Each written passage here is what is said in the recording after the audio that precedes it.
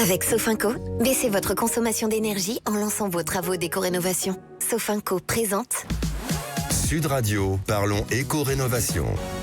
Alors bien sûr, on va parler de la climatisation avec vous, Grégoire, et notre super expert, Laurent Permas, qui est à distance. Oui, Sylvain, impossible d'y échapper. Avec les fortes chaleurs, le débat fait rage et la climatisation s'invite dans toutes les conversations. Certains ne jurent plus que par elle, d'autres dénoncent son impact sur l'environnement. Laurent Permas, bonjour. Faut-il céder à la climatisation ?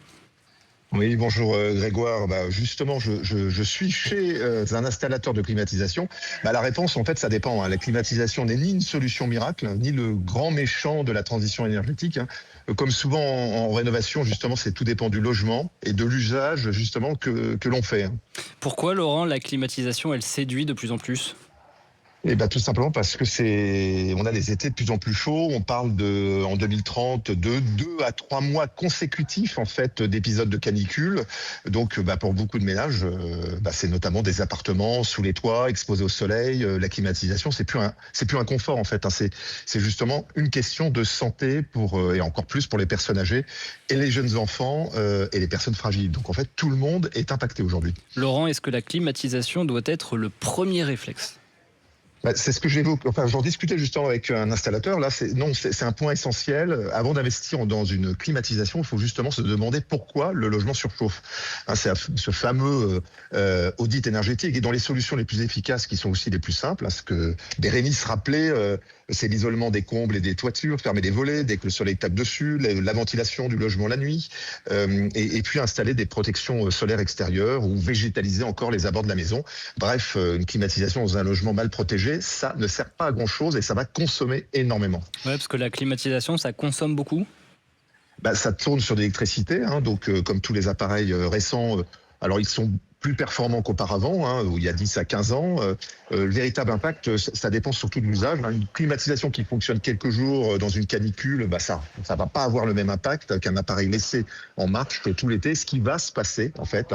Et puis sur le plan environnemental, il y a 2 éléments qui sont forcément à prendre en compte. C'est la consommation d'électricité, mais aussi les fluides frigorigènes, on en parle moins, qui sont utilisés dans les appareils, qui peuvent justement avoir un impact sur le climat en cas de fuite. Donc attention, les installations c'est bien, mais l'entretien c'est juste indispensable. Et ça doit être fait par des professionnels qualifiés. Bien sûr. Question, Laurent, que beaucoup se posent. Est-ce qu'une climatisation améliore le diagnostic de performance énergétique de mon logement ?